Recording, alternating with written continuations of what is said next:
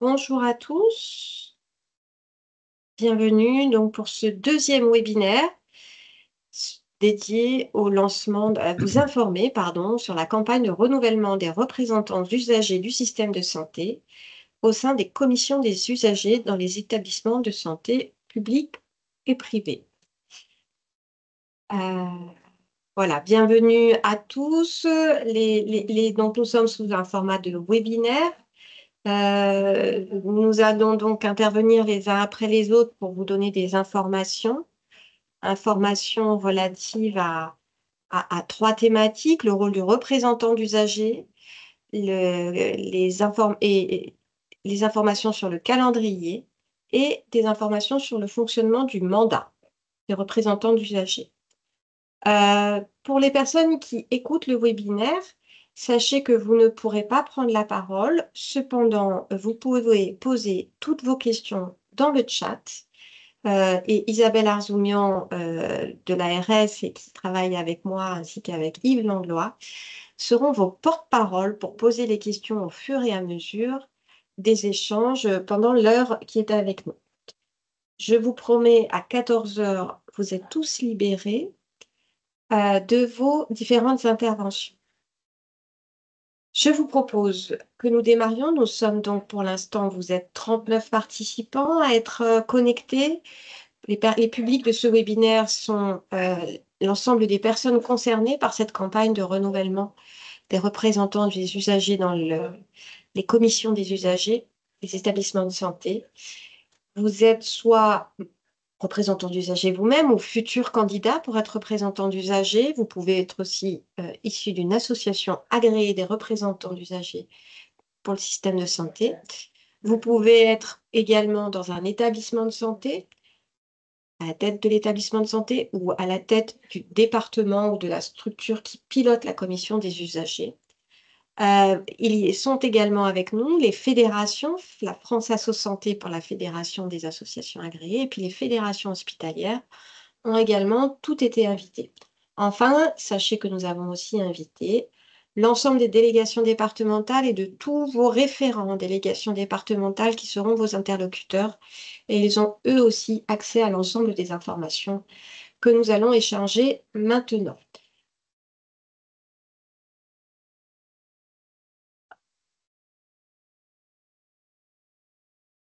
Donc, nous allons démarrer tout de suite par des témoignages. Il nous semblait important de donner à voir ce qu'était un représentant d'usager, comment un représentant d'usager parlait de son rôle au sein de la commission des usagers.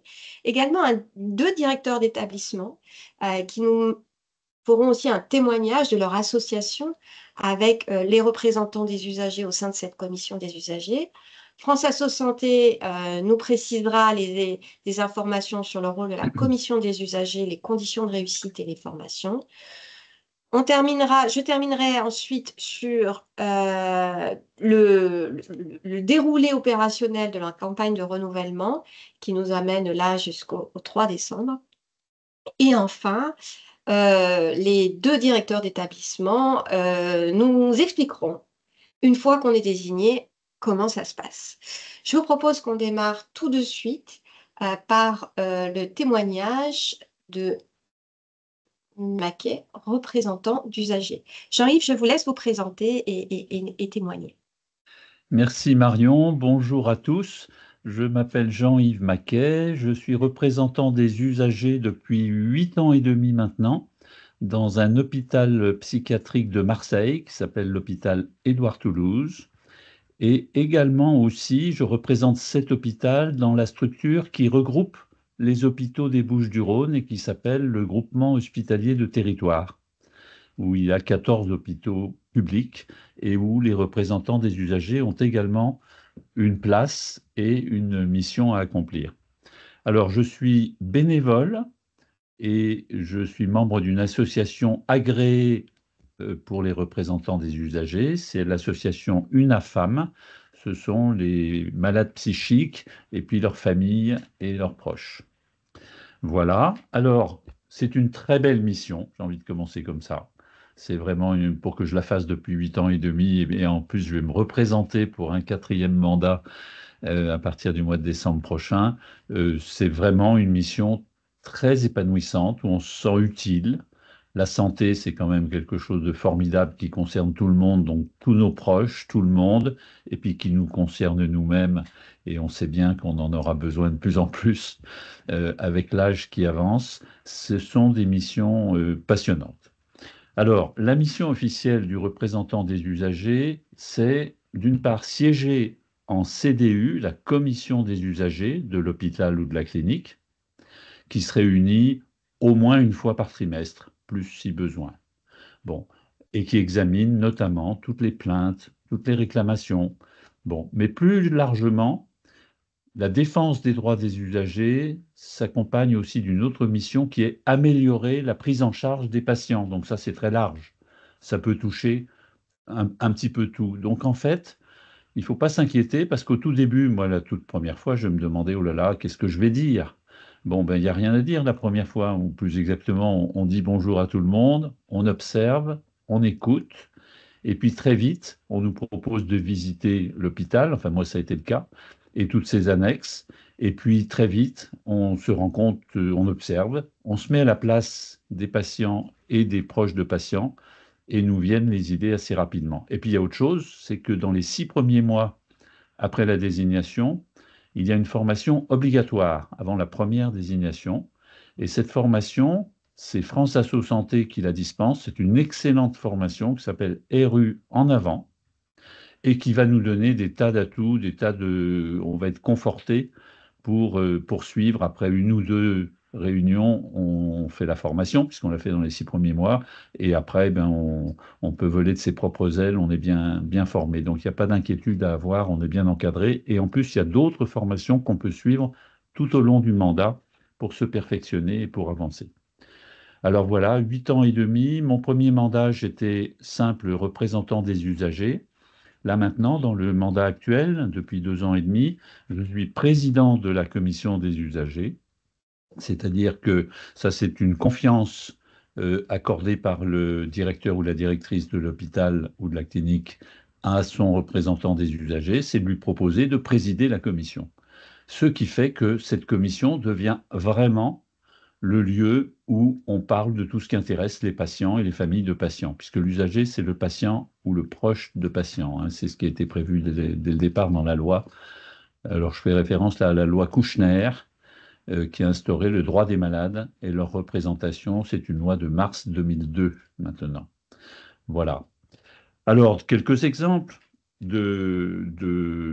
d'occasions qui m'ont été données, parce que voilà, il y a les missions officielles et puis il y a les sollicitations, les occasions qui se présentent, qui vont varier d'un moment à un autre et d'un hôpital ou d'une clinique à une autre.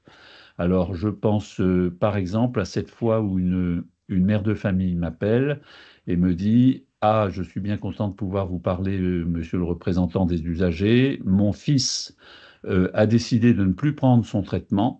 Or, c'est très grave, il est malade psychique grave. S'il ne le prend pas, son traitement mensuel, eh bien, il peut faire une crise, rechuter, il peut même parfois être violent. Je suis très inquiète. Or, je n'arrive à joindre personne dans l'hôpital, ou plus exactement dans le CMP, le, pardon, comité médico-psychologique, qui est une des antennes de l'hôpital. Je n'arrive à joindre personne et je suis très inquiète.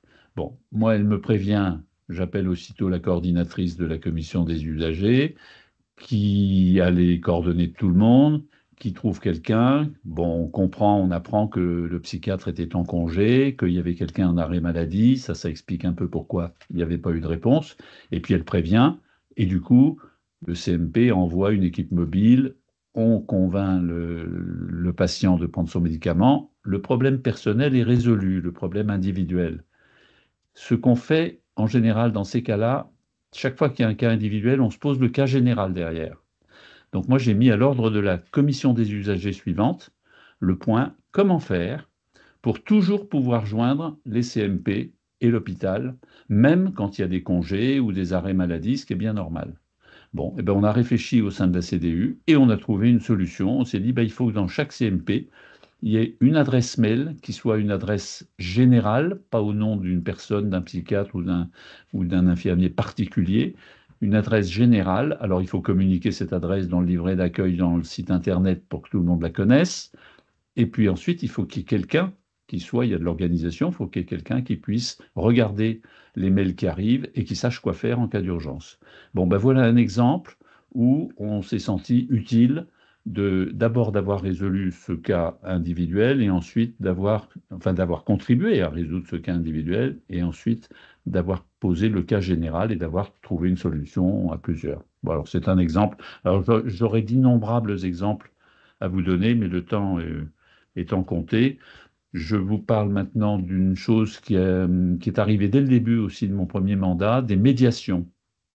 Quand il y a des plaintes assez fortes de certains patients, on est alerté par la direction de l'hôpital qui peut nous dire ça serait bien de rencontrer et de faire une médiation entre le patient. Alors souvent, il se plaint d'un soignant.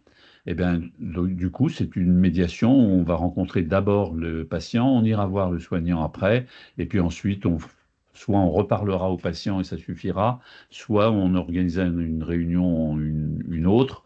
Ça peut prendre du temps, mais c'est très utile parce que la plupart du temps, ce sont des problèmes de communication.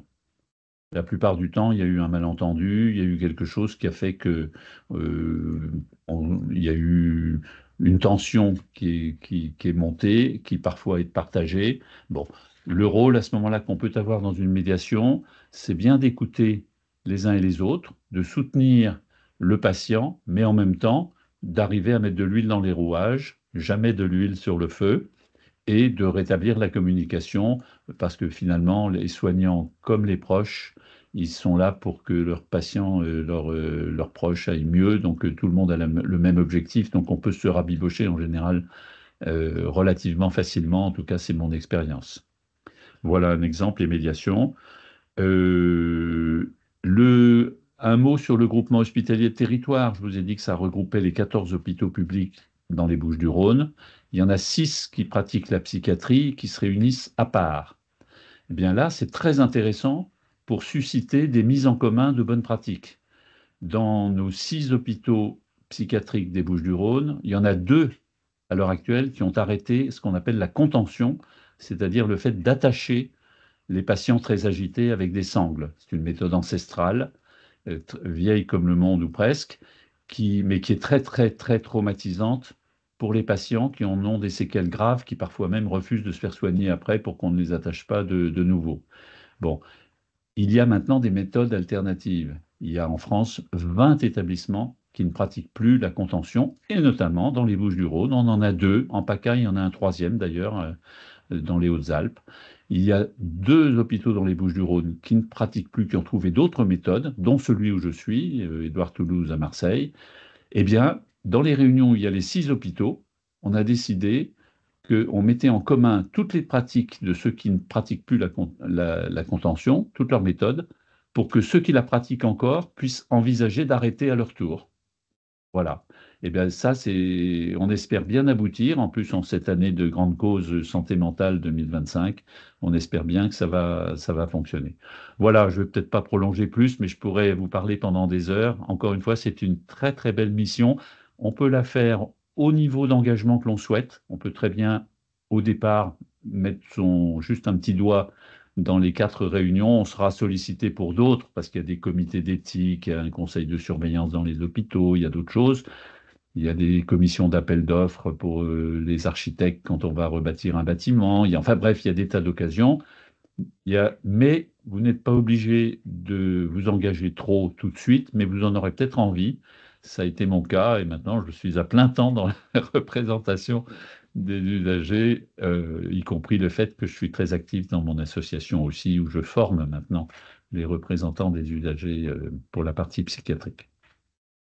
Merci beaucoup Jean-Yves pour ces témoignages qui illustrent la diversité des fonctions des représentants d'usagers. Merci aussi d'avoir précisé que c'est votre façon d'être devenu représentant des usagers au bout de plusieurs années de mandat.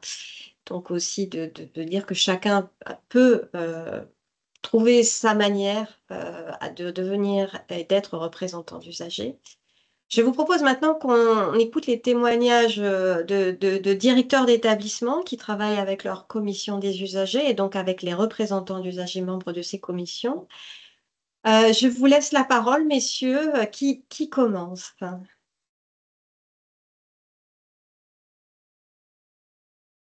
Je peux laisser Patrick parler en premier. Allez, monsieur Jamgotchan, à vous la parole. Bonjour. Donc, pour vous apporter un petit témoignage du fonctionnement que nous avons avec la CDU et donc nos 4 représentants des usagers. Ce qu'expliquait Monsieur Maquet est quand même transposable à pas mal d'établissements. Après, il y a des spécificités. Lorsqu'on participe à la CDU, on participe aussi pour la plupart du temps aux sous-commissions de la commission médicale d'établissement. On a des sous-commissions. Alors, le clan qui s'occupe de l'hygiène hospitalière, le clan qui s'occupe de la nutrition dans l'établissement, le CLUD qui est une instance qui est sur la lutte contre la douleur, sur le comédime sur le médicament, etc. Et en tout cas, dans toutes ces sous-commissions, on a un représentant d'usagers qui vient apporter sa pierre à l'édifice de la construction d'une réflexion collective sur comment améliorer, selon le domaine, la lutte contre la douleur, la politique du médicament ou l'hygiène hospitalière. On reste là dans une démarche un petit peu technique qu'on retrouve un peu lors du fonctionnement classique de la CDU où on va étudier les fiches d'événements indésirables, c'est-à-dire tous les événements qui se sont passés dans l'établissement et où il y a eu une erreur et on va l'analyser pour éviter qu'elle se reproduise. On va étudier les questionnaires de satisfaction pour voir quel est le degré de satisfaction des usagers, comment améliorer les choses quand il y a un point qui revient de façon un petit peu chronique. Et au-delà de la participation à ces instances, il y a une participation régulière à la politique qualité de l'établissement. Qualité au sens qualité de l'accompagnement qu'on peut proposer, puis qualité en termes de normes aussi. Pour cela, on fait ce qu'on appelle des patients traceurs, c'est-à-dire qu'on va interroger le patient sur sa prise en charge au quotidien. L'idée, c'est d'avoir son ressenti. Et là, chez nous, c'est régulièrement mené par des représentants d'usagers. Il y a une notion de confiance qui est forte entre les représentants d'usagers et les patients. Ce que je déplore depuis longtemps dans les établissements de santé, c'est que les patients ont parfois peur des professionnels. Je mets des guillemets et puis je pourrais ne pas les mettre en fait. Parce que si on venait à se plaindre à un salarié de la prise en charge, on se dit tiens, est-ce qu'il ne va pas y avoir une représaille derrière? Il est parfois plus facile de confier les problèmes rencontrés aux représentants d'usagers qui, pour le coup, fait le relais avec la direction, l'encadrement, les médecins ou autres. Donc ça, c'est une dimension aussi qui est importante, ce lien de confiance, parce qu'il y a une vraie confiance entre, d'un côté, le patient, sa famille et le représentant d'usager, et de l'autre, entre le représentant d'usager et l'établissement, parce que je pense qu'aujourd'hui, c'est le cas dans quasiment tous les établissements, voire tous, les représentants d'usagers font partie de l'équipe. Et enfin, il y a tout ce qui peut être fait autour. Nous, notre projet d'établissement a été copiloté par le président de la CDU à l'époque, Philippe Grimaldi, qui nous a accompagnés avec une vision de l'implication des usagers dans l'établissement qui était parfaitement pertinente et qui nous a permis de changer un peu de notre vision des choses. Il peut y avoir des missions qu'on va leur confier. Il y a la formation de droit des patients aujourd'hui qui est animée par des représentants d'usagers par le biais de CNET et ça nous a valu un prix ça a valu en tout cas aux représentants d'usagers un prix de l'ARS sur la démocratie en santé pour la participation de ces usagers qui vont ils ont animé plus d'une vingtaine de formations l'année dernière, des micro-formations d'une heure, mais sur le droit des usagers. Voilà un peu ce que je pouvais vous donner comme exemple et sur le fonctionnement de chez nous, mais qui, encore une fois, n'a rien d'exemplaire et qui est ce qu'on retrouve dans beaucoup d'établissements. Merci beaucoup. Jean-Paul Tassot, un complément, Oui, votre regard à vous? Bien sûr, volontiers. Merci Patrick pour ce. Je vais essayer d'être complémentaire, ce qui me laisse finalement peu de choses à dire parce que Patrick a vraiment décrit parfaitement le fonctionnement institutionnel et la place des représentants des usagers. Moi, bon, si je peux essayer de faire un complément, ce qui est donc pas évident, je dirais qu'effectivement, tout d'abord, c'est vrai que, comme vous l'avez dit, Mme Chabert, en fait, il y a un cadre qui est défini par la réglementation et ensuite ce cadre est habité, construit par des personnes. Et en fait, et ce que je veux dire, l'essentiel de mon propos, c'est de dire que tout ça, c'est une aventure professionnelle. C'est-à-dire que on s'engage avec les représentants des usagers, avec les 4 représentants des usagers, sur une aventure qui est passionnante puisque c'est une construction, c'est une découverte, c'est une volonté commune au service des établissements. Et on retrouve les représentants des usagers avec l'importance qu'ils représentent à tous les niveaux, c'est-à-dire au niveau le plus stratégique, Patrick l'a dit, euh, au niveau du projet d'établissement, donc la détermination du projet d'établissement. On retrouve au niveau opérationnel. On retrouve au niveau symbolique la présence, le fait d'être épaulé, que la direction soit en prise directe avec des représentants d'usagers, c'est symboliquement très très fort, aussi bien pour les usagers eux-mêmes, mais aussi pour les professionnels, parce que, euh, je donne des choses très concrètes, la présidente de la commission des usagers et le vice-président de la commission des usagers à l'hôpital d'Antibes, hein, donc je suis directeur adjoint, eh bien, nous sommes très souvent ensemble sur les médiations, nous sommes très souvent ensemble dans l'établissement à aller à la rencontre des professionnels ou des usagers. Donc, toute cette vision symbolique est très forte parce qu'on porte quelque chose, on porte une volonté partagée, une écoute, une bienveillance et on s'engage les uns avec les autres. Alors, je donnerai des exemples précis en complément de ce qu'a dit Patrick. Par exemple, la semaine dernière, nous avons été appelés par un médecin de cardiologie qui était en limite sur une patiente qui était en refus de soins, qui disait, je ne veux pas d'acharnement thérapeutique, je veux qu'on arrête là mes soins. Et le docteur me disait, c'est vraiment dommage, parce que cette personne, nous pouvons faire des choses très simples et non douloureuses, et qui vont lui donner plusieurs mois de confort et d'espérance de vie confortable avec ses proches. Et donc, c'est vraiment pour lui, c'était vraiment dommage que la patiente s'obstine. Il nous a appelé à l'aide, on est venu ensemble avec la présidente de la commission des usagers, on a rencontré cette dame avec sa famille. C'était un moment très touchant parce que effectivement beaucoup de choses se sont dites au niveau de la famille. On voit qu'il y avait énormément d'affection et voilà, et on est intervenu là-dessus.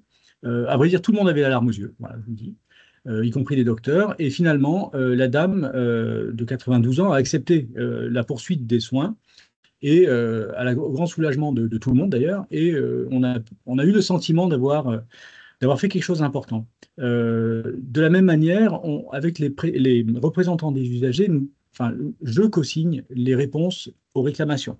Nous co-signons avec la présidente de la commission d'usagers les réponses aux plaintes.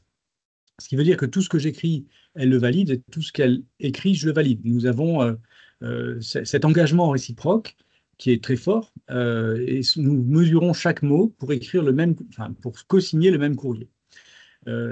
Donc ça, c'est tout ce que nous faisons au quotidien et qu'on retrouve évidemment dans les grands projets de l'établissement, dans les journées que nous faisons. Exemple, la journée bien-traitance. La journée bien-traitance a été préparée avec les représentants des usagers et la thématique a été choisie par les représentants des usagers et ça a été l'écoute cette année, en juin 2025. C'était l'écoute et on a fait des conférences, on a fait tout un tas de travaux, de présentations au public et aux professionnels de cette notion d'écoute dans la prise en charge et la bientraitance. Bon, voilà, je sais que je suis toujours trop long sur le sujet parce que je suis intarissable et je pense que c'est vraiment, pour nos hôpitaux, c'est vraiment un facteur clé de succès. Un facteur clé de succès parce que, et je vous le dis à tous, on est en train de préparer le projet d'établissement 2026-2030 et d'ores et déjà, le directeur nous a donné les grands axes et nous a dit, à l'équipe de direction, mais aussi aux représentants des AG, que un des grands axes, et peut-être l'axe principal du projet d'établissement, ce sera l'expérience patient. C'est-à-dire le fait que l'expérience du patient dans sa prise en charge soit encore meilleure qu'elle ne l'est aujourd'hui. Et qu'on fasse tout pour se centrer sur ce ressenti. Parce qu'effectivement, sur la partie qualité des soins, hygiène, etc., il y a énormément de technicité, de travaux, de procédures, de formation qui sont en œuvre. Mais sur l'expérience patient, c'est là que on a vraiment un enjeu, un facteur clé de succès pour nous, hôpital public, pour mieux répondre à nos missions. Et qui parle d'expérience patient parle de représentation des usagers. Donc je sors mon train d'atterrissage pour m'arrêter là, mais vous avez compris, moi je suis, enfin, on a vraiment besoin de ces représentants usagers et ils nous apportent énormément. Et l'idée, c'est vraiment de construire ensemble. Merci beaucoup à tous les deux d'illustrer vraiment très concrètement comment vous travaillez avec vos représentants d'usagers. Merci aussi pour à la fois des exemples extrêmement concrets que vous avez déclinés et qui déclinent aussi toute la diversité des activités au sein d'un établissement de santé. C'est aussi une réalité qui n'est pas forcément bien connue des patients, c'est normal. Mais c'est une réalité que les représentants d'usagers découvrent. Donc, toutes les diversités de ce travail que les établissements peuvent mener avec les représentants d'usagers et puis les perspectives qui vont aller vers un renforcement de ce travail en commun. Je propose maintenant, Sylvia Lenoir de France Asso Santé va nous présenter, nous partager des éléments de définition et de conditions de réussite pour les représentants d'usagers. Alors, j'ai vu une question dans le chat, on la traitera tout à l'heure, mais elle est bien notée, elle est bien prise en main. Avec votre micro, Sylvia. Donc, Sylvia Lenoir, coordinatrice régionale de France Asso Santé, PACA.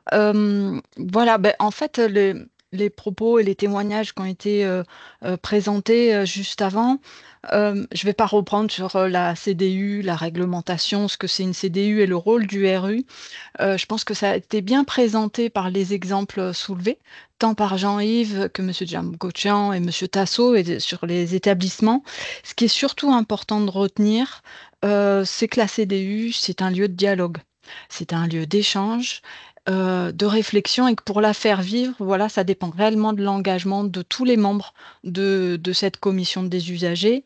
Et c'est à partir de cette vie de commission des usagers qu'il y a des actions qui pourront ressortir dans l'intérêt des patients, de la vie de l'établissement.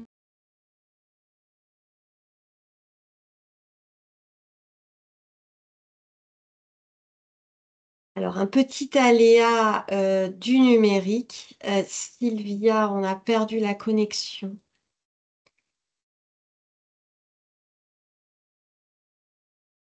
Juste, on va attendre. Nous, on y... Oui. Sylvia, on vous avait perdu. Peut-être, On est-ce m'a que perdu. ouais, Ah, est-ce que mince. vous pouvez couper votre Je reprends. caméra au profit Allez. de votre son déjà? Et je partagerai de toute façon tout à l'heure un diaporama. Voilà. Donc, voilà. Allez, reprenez. Alors, je ne sais pas où est-ce qu'on m'a perdu, mais voilà. CDU, lieu de dialogue, de partage, et que toutes les parties prenantes soient participatives pour faire vivre cette CDU. Voici la posture à avoir. Au niveau de France Asso Santé, bien sûr, on accompagne les représentants des usagers dans leur mission, au fur et à mesure qu'ils se posent leurs questions. Donc, on les accompagne en répondant à leurs questions, en leur apportant des formations. Il n'y a pas besoin de se former avant de prendre un mandat. On a fait des ateliers là, qui ont été proposés au mois de juin sur devenir représentant des usagers. Certains ont pu participer. Voilà. Dès qu'ils seront nommés, ils pourront se former, faire la formation de base et après évoluer dans leur mission. Ce qui est important et ce qui a été soulevé, c'est voilà, cette volonté de s'engager et de développer ces missions et d'observer et de partager avec l'établissement sur ce qu'ils ont pu observer, ce qui leur a été remonté comme expérience. Ce qu'on a pu travailler, c'est là que je vais partager un diaporama. Ça prend quelques secondes, excusez-moi.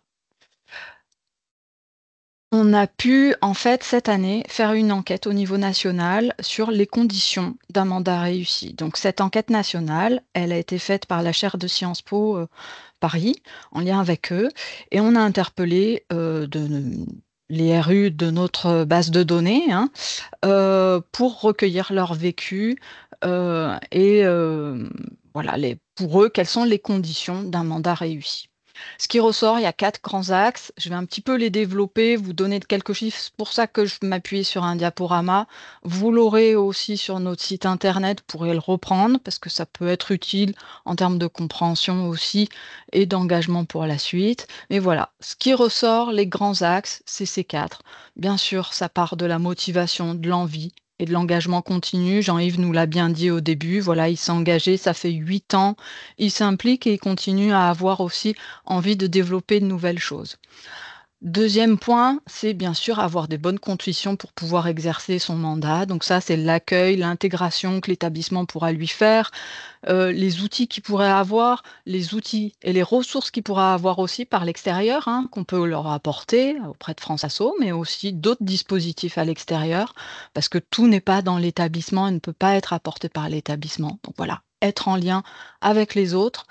Troisième point, bien sûr, c'est être en lien avec les usagers. On ne peut pas représenter les usagers si on n'est pas en lien avec eux, si on ne les accompagne pas à des médiations, si on ne peut pas recevoir les courriers de lettres et plaintes et réclamations, si on ne peut pas visiter certains services à des moments de l'année, pas tout le temps, bien entendu, puisqu'il y a une disponibilité. Mais voilà, être en lien avec les usagers. Le quatrième point, c'est être force de proposition et co-constructif. C'est toujours cet esprit-là, hein, de toute façon. C'est même s'il y a des points délicats qui sont traités au niveau de la qualité, sécurité des soins, ben, en effet, il faut soulever les points qui posent difficulté, mais on le développe tout le temps en étant constructif et sur la proposition. Les 5 principales motivations d'envie et d'engagement, donc 80% des RU sont formés, notamment en CDU, 92% s'estiment suffisamment compétents. Et après, on évolue sur les motivations citées et on peut se former sur les différents points. Mais voilà, sur les motivations citées, c'est essentiellement au départ défendre les droits des usagers, recueillir après leurs paroles, la formuler et la porter, être utile, s'engager au service de l'intérêt général, ça c'est encore un petit peu un tiers, et orienter, accompagner, soutenir les usagers et faire le lien avec l'univers des professionnels et le quotidien des usagers. Voilà, ça c'est les 5 motivations citées. Je pense que tout le monde peut un petit peu se retrouver en tant qu'RU dans ces motivations. Et il y a certaines motivations qui sont peut-être plus fines, mais auxquelles de toute façon on pourra répondre en complétant par des formations. Le deuxième axe, c'était avoir de bonnes conditions pour pouvoir exercer son mandat. Donc, il y a quand même une grande majorité, hein, près de 90%, qui jugent que les conditions d'exercice de leur mandat sont bonnes, voire même excellentes. Voilà, c'est les conditions, c'est le temps et la disponibilité, c'est bien sûr l'engagement, la formation, l'articulation titulaire-suppléant. C'est vrai que aussi dans les CDU, donc il y a 4, 2 titulaires, 2 suppléants. C'est important d'agir aussi et de travailler en équipe aussi et de s'articuler, même si tout le monde n'est pas présent des fois ou n'a pas la même disponibilité. C'est un facteur clé de réussite. Et très souvent, c'est encouragé par la majorité des établissements, hein, cette articulation. Ce qui vient en dernier point, ce sont les conditions matérielles et techniques. Globalement, elles sont fournies pour tous les RU de chaque établissement, mais voilà, il manque encore certains points et c'est là où ça vient sur les points à améliorer. C'est le remboursement des frais de déplacement, notamment dans le cadre des missions de RU. Un point amélioré sur lequel on travaille de plus en plus avec l'ARS et au niveau de France Asso Santé, de notre réseau associatif, c'est la visibilité des représentations des usagers. Je pense que certains établissements ont vu des silhouettes qui leur avaient été proposées. Pour l'instant, elles n'ont pas été rééditées, mais il y a un projet de réédition de ces silhouettes sous un deuxième format. Donc j'espère que ça aboutira fin 2025-2026. Un point encore restant à améliorer, c'est l'accès à certains documents, notamment les lettres de plainte et réclamations. et accès aussi à certaines commissions. Monsieur Djamkotchian en parlait, dans son témoignage. C'est par exemple, voilà, alimentation, nutrition, la commission médicale aussi, le CLIN sur les infections nosocomiales et cetera, le comité d'éthique. Voilà, tout ça, c'est utile aussi, pour exercer dans de bonnes conditions.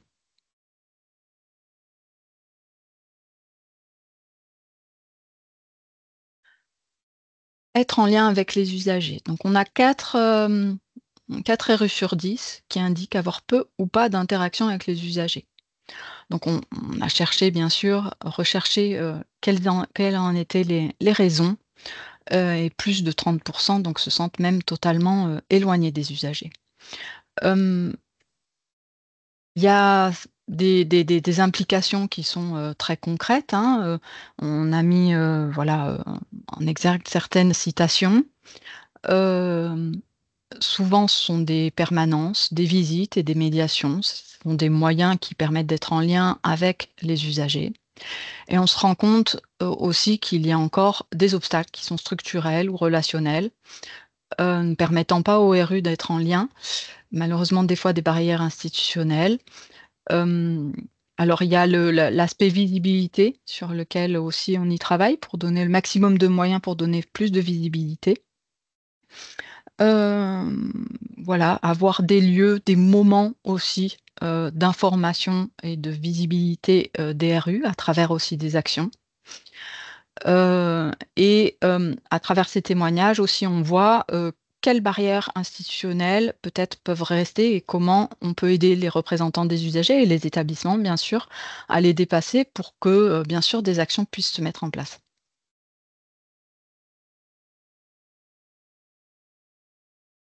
Et le diapo va toucher à sa fin puisque là, on est plus sur, l'aspect, être force de proposition co-constructif. On a allé demander aussi aux représentants des usagers, voilà, pour lever aussi, ces barrières ou pour que votre mandat soit réellement réussi, qu'est-ce qu'il faudrait faire? Qu'est-ce qu'il faudra améliorer? Donc ce qui est revenu en premier, ce sont les 5 propositions. C'était bien sûr améliorer la reconnaissance et légitimité des RU. Qu'ils soient vraiment que les RU soient vraiment considérés comme des membres à part entière des instances, notamment de la CDU. Donner plus de poids à la parole des RU. Leur permettre aussi d'avoir, des postes de présidence et encourager et leur donner les moyens de pouvoir porter, réellement ces missions de présidence. Ce n'est pas seulement une nomination, mais après il faut amener, les moyens suffisants pour pouvoir le faire réellement. En deuxième point, c'était renforcer la formation et l'accompagnement des RU. Donc on développe de plus en plus de formations, d'ateliers en visio, de webinaires, de groupes d'échange. Hésitez pas, en tant qu'établissement, à encourager aussi la participation à des formations qui peuvent être internes à votre établissement, hein. Bien sûr, nous, on peut les soutenir, les mettre en lien avec notre réseau et cetera, mais je sais qu'il y a pas mal d'établissements qui, permettent, à des RU de faire des formations aussi, en leur sein. Améliorer l'accès à l'information et au dossier, ça j'en parlais tout à l'heure. Voilà, l'information au niveau de l'établissement, disposer tout simplement aussi en amont des ordres du jour, des documents de travail. Cela manque, vraiment au travail, pour que ça puisse avancer, dans les commissions des usagers. Faciliter la coordination et la logistique, voilà, sur le remboursement rapide des frais de déplacement. Des réunions à des horaires compatibles avec une activité aussi bénévole. Vous l'aurez compris, une activité bénévole, ça ne veut pas toujours dire qu'on a le temps, loin de là. Les activités, bénévoles aussi, concernent des personnes qui sont, salariées. Les bénévoles sont aussi des activités, très remplies, des agendas très remplis. Je vous le confirme parce que des fois, ne serait-ce que pour, faire des réunions, c'est pas évident de trouver des temps de travail, communs. Heu et aussi, sur le dernier point, c'est renforcer le soutien institutionnel et officiel et dans ce cadre, je remercie, l'ARS et le service démocratie puisqu'on a travaillé ensemble pour faire de cette campagne, de renouvellement des mandats, des moments d'échange grâce à ces webinaires. des temps de travaux en commun avec les délégations aussi départementales de l'ARS pour qu'on puisse se concerter et entrer en lien régulier sur ces candidatures. Et voilà, c'était pour finir sur les conditions de mandat réussi et j'hésiterai pas à répondre à vos questions et je reviens vers vous.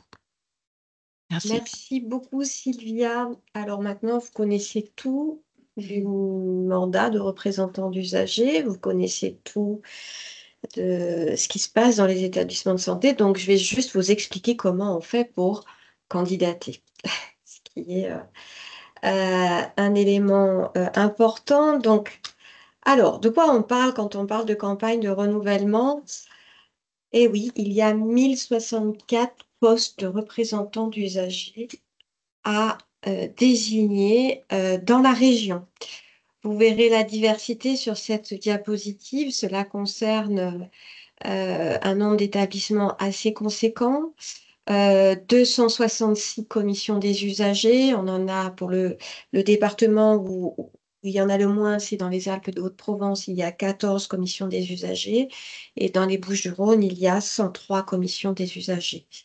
Et vous voyez que dans les Alpes de Haute-Provence, il faudra désigner 56 personnes, alors que dans les Bouches-du-Rhône, c'est 412. Et que ce soit dans les Alpes de Haute-Provence ou dans tous les départements de la région, c'est un gros travail qui devrait être réalisé pour pouvoir désigner tous ces représentants d'usagers dont la présence est essentielle au bon fonctionnement des commissions des usagers. Alors, comment ça va se passer? La première chose, il faut candidater. La vague de candidature est ouverte depuis le 2 juin et elle se déroule jusqu'au 14 septembre 2025. Donc, vous avez jusqu'au 14 septembre 2025 pour déposer vos candidatures auprès de l'Agence régionale de santé. Le dossier doit être rempli par l'association agréée qui va présenter son bénévole. Donc, vous devez être membre de l'association agréée pour que l'association agréée puisse déposer votre candidature. Vous aurez un dossier par candidat, mais vous pouvez candidater sur plusieurs établissements. Ce document devra être signé par le responsable légal de l'association ainsi que par le bénévole. Et c'est l'association qui va envoyer le dossier à la délégation départementale de l'Agence régionale de santé où se situe l'établissement concerné. Donc, si vous souhaitez siéger dans 2 départements différents, il faudra envoyer 2 candidatures à chacune des délégations départementales de l'ARS. Il y a des petites exceptions, en particulier pour les hôpitaux d'instruction des armées. Le dossier va être envoyé à France Asso PACA. C'est un peu particulier dans les hôpitaux d'instruction des armées qui sont gérés par le ministère des Armées. En lien avec le ministère de la Santé, certes, mais nous sommes en lien sur ce sujet-là.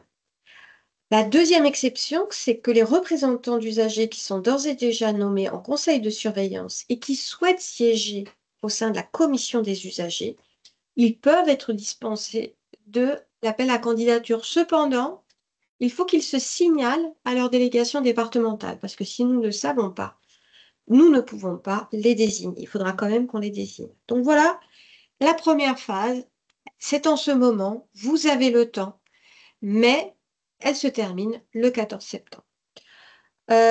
C'est une phase où j'invite vraiment les associations, les représentants d'usagers, les futurs candidats à bien prendre conscience des atouts, parfois, on va dire, des contraintes de cet exercice, mais allez-y, essayez de recruter de nouveaux, parce que de nouveaux candidats, cela permettra au mieux de répondre aux besoins de la présence de ces représentants d'usagers dans toutes les commissions.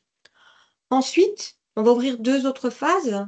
La deuxième phase, c'est une phase qui est à la main de l'Agence régionale de santé. La délégation départementale de l'ARS, à partir du 15 septembre, va instruire toutes les candidatures reçues.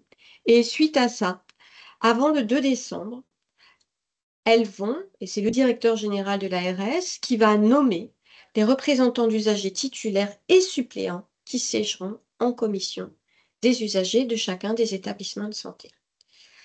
Donc, cette phase, alors, elle est assez large, mais vous le voyez, il y a beaucoup de nominations à nommer, à réaliser.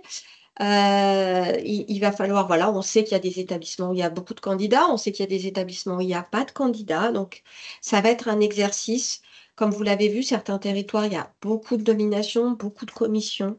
Donc, c'est pour ça qu'on prend ce temps pour le mener dans de bonnes conditions. Sachez qu'à l'issue de cette phase, à partir du moment où il y aura la décision du directeur général de l'ARS ou de la personne qui l'a désigné pour signer les documents, la délégation départementale informera chacun des RU désignés, les associations agréées, les établissements de santé, ainsi que France Asso Santé des nominations. Et à partir du 3 décembre, et ben voilà, c'est la vie des nouvelles CDU qui démarre, des nouvelles commissions des usagers qui seront installées par les établissements de santé et qui arrêteront pour cela la liste nominative de l'ensemble des membres de la CDU. Et cette liste inclura les personnes désignées par l'ARS. Voilà les différentes phases.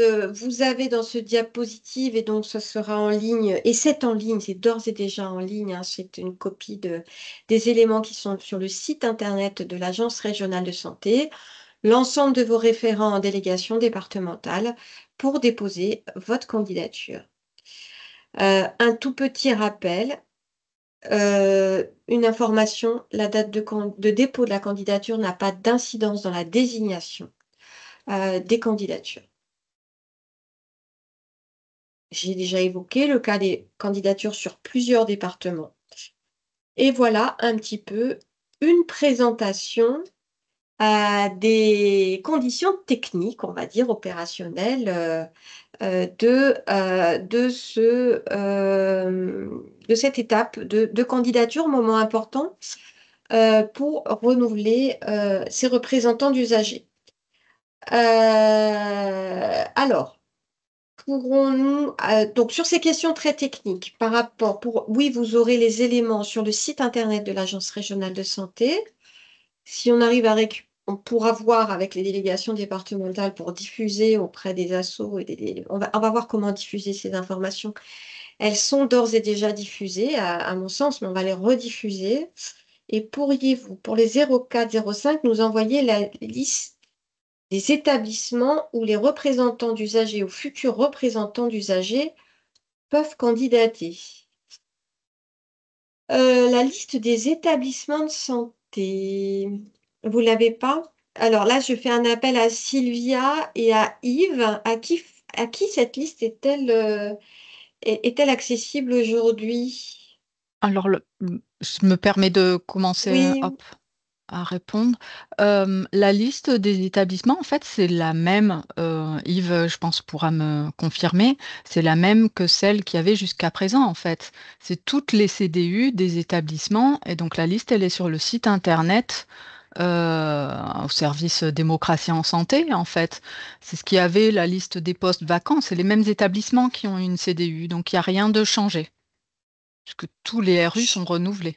voilà, je reprécise que cette campagne concerne les établissements publics, quel que soit le statut de l'établissement, qu'il soit public, privé ou privé à but non lucratif. Ça concerne les établissements de santé, qu'ils aient une activité en médecine, chirurgie, obstétrique, qu'ils aient une activité en psychiatrie, qu'ils aient une activité en service médecine réadaptative, je crois, que ça soit à domicile avec les hospitalisations à domicile, qu'ils aient des activités de dialyse, je crois. Donc, j'en ai certainement oublié, mais on est bien sur l'ensemble des établissements de santé de votre territoire. Je vais essayer de trouver le lien internet pour vous dire là tout de suite. S'il n'y a pas d'autres questions opérationnelles, je reprends la question précédente. Peut-être Jean-Yves, est-ce que il serait intéressant de proposer des formations ouvertes aux représentants d'usagers sur la question de la contention. Est-ce que alors ça n'a pas d'impact sur la campagne actuelle, mais est-ce que, par exemple, ce sont des sujets sur lesquels on peut donner des perspectives aux représentants d'usagers? Oui, on peut. J'ai l'impression que la question, si je l'ai bien comprise, c'était Monsieur Franck Barrault. Je ne sais pas quelle est sa fonction d'ailleurs, mais j'ai l'impression qu'il me parlait des autres contentions qu'en psychiatrie. Est-ce que vous faites allusion? Il y en a, et c'est vrai qu'il y a d'autres endroits. Il y a les services d'urgence, par exemple, y compris dans les urgences générales. Il y a les ambulances. Et puis il y a certains endroits dans le médico-social, dans les EHPAD, par exemple, et puis dans certains, même dans le social aussi. Bon, ce sont des endroits où il n'y a pas de contrôle en plus. Alors qu'en psychiatrie, ça a été très très réglementé parce qu'il y a les droits des patients qui sont suspendus quand il y a soins sans consentement, mais qui sont remplacés par d'autres. Voilà. Alors pour revenir à la formation, oui, bien sûr que ça peut être utile pour tous ceux qui interviennent, y compris dans le médico-social. Il y a les comités de la vie sociale, il n'y a pas de CDU, mais là aussi, il y a des formations qui pourraient être faites dans ce domaine-là. Je ne sais pas si j'ai bien répondu, mais je Je suis pense, pas sûr Jean-Yves, d'avoir que bien vous compris avez la question. répondu et que c'est une perspective pour les nouveaux mandats et pour France Asso ou toutes Oui. les assos agréées qui souhaiteraient, qui sont chargés de la formation, de proposer des formations aux représentants d'usagers. Je ne vois pas. Merci beaucoup, Sylvia, d'avoir relayé le lien Internet où vous aurez la liste. Alors, la liste des établissements de santé. Madame Champion, vous ne pourrez pas prendre la parole, j'en suis désolée. Le format nous contraint. Par contre, vous pouvez écrire dans le chat. Si vous le souhaitez, vous pouvez écrire votre question dans le chat et nous la prendrons. On va peut-être clore sur la question de la contention, qui va être un sujet sur lequel vous pourrez travailler. Et en attendant peut-être la question de Madame Champion, je vous propose un petit peu de laisser la parole à Monsieur Chamgotchan et à Monsieur Tasso sur qu'est-ce qui se passe après le 3 décembre. Ça y est, les représentants d'usagers sont nommés. Comment ça se passe? Jean-Paul, je peux te laisser la parole, je peux te laisser commencer si tu veux. Volontiers, Patrick. Donc il y a deux aspects, comme toujours. Il y aura un aspect formel, donc d'installation de la commission avec tout ce qui est officiel, etc. Donc on va évidemment faire une séance la première question sera celle du président, de désignation du président. Notre volonté politique, c'est que le président de la commission des usagers soit un représentant des usagers. Et ensuite, on reverra le règlement intérieur et qui nous permettra éventuellement, pourquoi pas, de le faire évoluer. Donc ça, c'est tous les aspects formels. Et puis, il y a les aspects informels qui sont très importants également. Les aspects informels, c'est de refaire finalement une alliance avec les nouveaux représentants des usagers, nouveaux ou pas d'ailleurs. Refaire une alliance, ça veut dire effectivement se connaître, partir sur des relations qui vont être des relations des relations aussi à hauteur d'hommes et de femmes. Hein. On sera vraiment dans cette proximité. Donc c'est important qu'il y ait de la confiance et qu'on se donne qu'on se définisse aussi un mandat et une volonté sur les années où nous allons travailler ensemble. Donc je crois que c'est très important cette notion de faire alliance. Et une fois qu'on a fait tout ça, c'est-à-dire le formel et l'informel, là, on peut commencer à écrire les grands projets, à écrire la politique. La première chose que l'on va attendre de nous, c'est de valider en tout cas, oui, de valider ou de réécrire ou de modifier le projet des usagers 2026-2030, parce que ça va tomber sur le même calendrier pour le projet d'établissement. C'est la CDU actuelle qui va travailler ce projet, mais malgré tout, il faut que la CDU future se l'approprie dès le 1er janvier. Donc, on aura cette dimension-là d'appropriation et on fera un programme annuel. C'est-à-dire que tous les ans, sur la base de cette politique du projet d'établissement, du programme en tout cas sur les 4 ans à venir, projet des usagers, on fera un programme annuel en fonction des priorités qu'on va se donner. Et là, c'est une feuille blanche, hein, bien sûr, qui s'inscrit dans le projet d'établissement et le projet des usagers, mais c'est quand même une feuille blanche tous les ans où on mettra des priorités, par exemple en disant cette année, nous souhaitons travailler la communication avec les familles, nous souhaitons travailler la question du groupe éthique, enfin des sujets qui vont être présentés au groupe éthique, quels sujets vont être présentés, le consentement, que sais-je. Bref, toutes les ambitions qu'on peut se donner, c'est aussi la résultante de tout ça. Voilà, donc c'est comme ça que je vois les choses, le formel, l'informel et le projet. Merci beaucoup. Monsieur Jean Gaudchin? Je pense que Jean-Paul a dit beaucoup de choses et ça correspond effectivement aussi à ce qui se passera dans notre établissement. Euh, Au niveau de l'informel, il y a aussi la communication avec nos équipes, c'est-à-dire la présentation des RU dans les services. Parce que si on veut qu'ils puissent intervenir et devenir membre à part entière d'une équipe de soins, il faut que ce soit connu. Donc, c'est vrai que il y a à la fois la communication sur le rôle des usagers qu'on essaye d'avoir régulièrement, et puis il y a vraiment le fait de connaître les personnes. Et, euh, et ça, il y a effectivement une présentation au service. Pour le reste, je crois que Jean-Paul a été très très complet, donc il n'y a rien de particulier en plus sur l'installation des représentants d'usagers dans l'établissement. Merci, merci beaucoup à tous. Donc on voit encore dans le chat et je l'entends et vraiment là du côté de tous les représentants d'usagers qui sont intéressés. Donc le sujet de la contention, a priori, va occuper et mérite effectivement de la formation parce que ce sont des sujets extrêmement sensibles. Ce sont des sujets à partage de liens avec les équipes soignantes extrêmement forts aussi.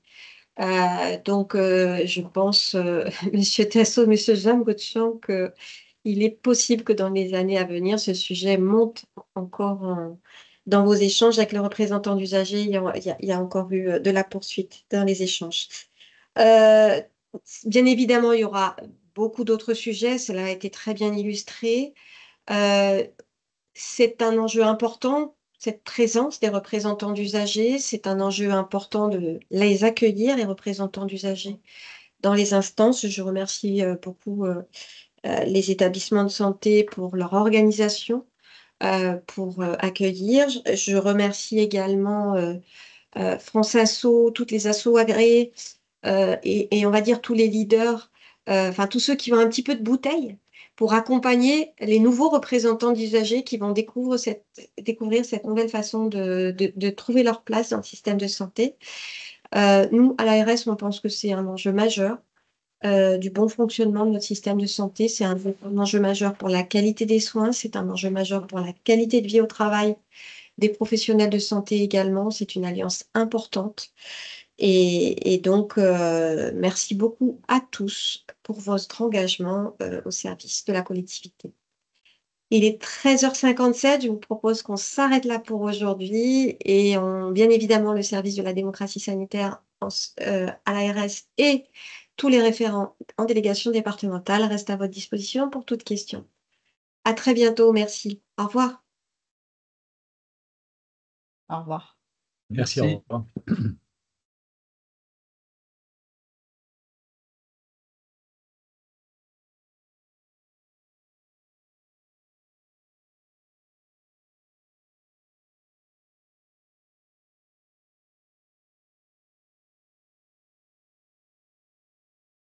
Merci.